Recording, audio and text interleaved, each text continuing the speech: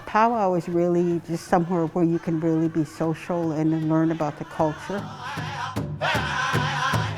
It's a big circle of events going on. You could walk around and be entertained all day and learn something new. I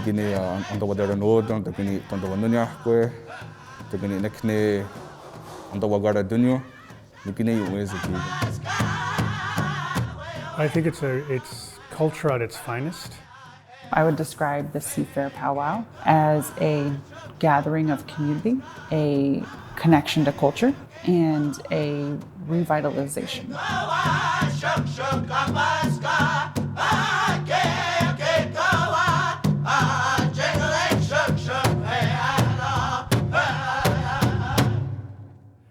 Powwows actually started about 1879, and it was more of just a display of sorts by Buffalo Bill.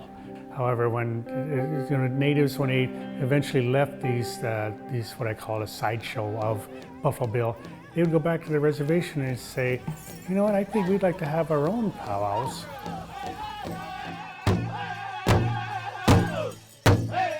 So each tribe has their own cultural way of providing powwows.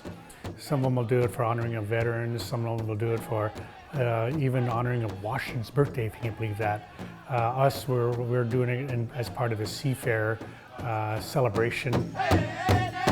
This powwow started a real small one from Bernie. It was actually informally started by Bernie Whitebear in the downtown area in the International District.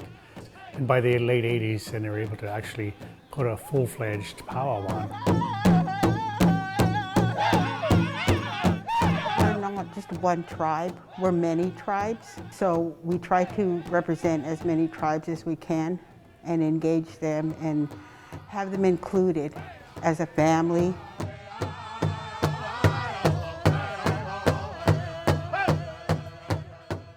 All of our vendors come from a variety of tribal backgrounds, so all of our vendors have their own specialty and their own story of how they got started, whether they're making drums or rattles or different types of food. So this is what they call Indian ice cream, for lack of a better English term to use. It's made from wild sopalali berries. I pick the berries and make it into a juice concentrate. This has a natural ingredient in it called a sapien that makes it foam. In our language, hosham means to foam. Corn, those are served at powwows, cornbread, salmon, of course, wild rice. The foods are very, very important. Even though there's some may not be healthy, but they're very tasty. Then I'm hard. I'm going to get a powwow. Indian tacos. Then I'm going to have taco. Got to go. I'm going to stick it. No joke. They in ways and now get.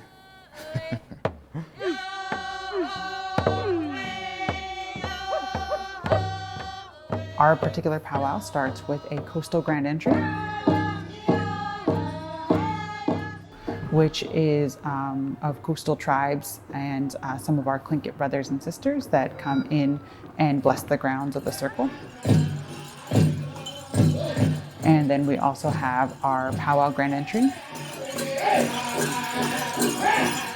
We'll have a color guard and our elders, our head staff, which is our head lady dancer and our head man dancer, and all of the dancers in their regalia from all the different categories, all the different dance styles will come into the circle and bless the circle. There are traditional style powwows that don't have contests, and then there are contemporary style powwows that have contests. And our Seafair Powwow is a combination in harmony of both. Your champion.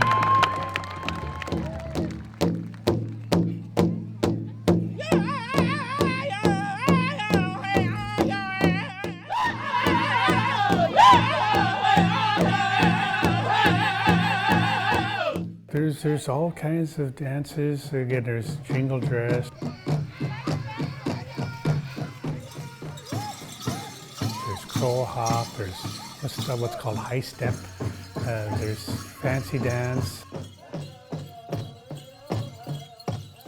And women's northern traditional, where they had the beaded long buckskin fringe, but up here they have the shorter buckskin fringe.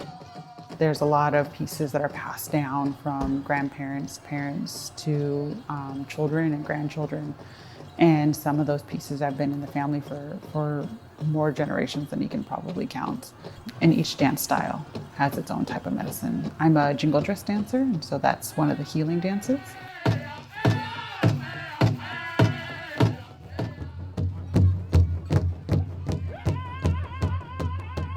We have fancy shawl dancers, very gorgeous athletic dance style. They mainly focus on how graceful you are with your shawl and your footwork and how strong your legs are and how you can keep up to the beat, your feet can keep up to the beat.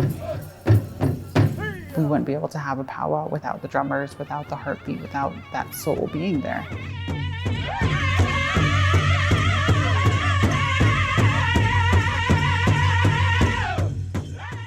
And the dancers bring in all of their medicine, and every individual brings in their own particular type of medicine. What I'm doing when I'm dancing out there actually is praying for people, dancing for people who can't dance,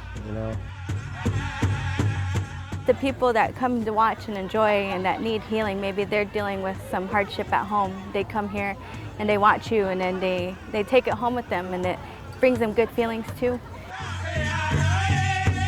What's beautiful is when you got all these people who all are on the same page, in the same beat, and they're putting it all together. There's a lot of medicine that happens outside the circle as well, and that's between the connection of knowledge being passed down. It helps us stay connected to those traditions. It helps us stay connected to the food that nourishes our bodies. It helps us stay connected to the stories. It's definitely feeding your spirit. It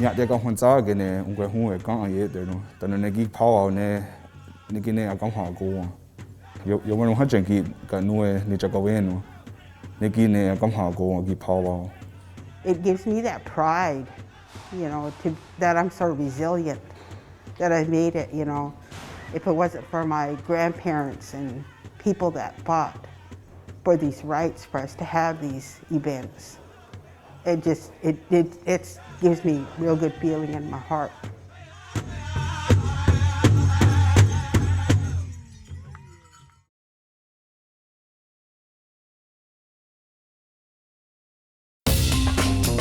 Watch CityStream Tuesday nights at 7 on the Seattle channel, or find us anytime online at seattle.gov.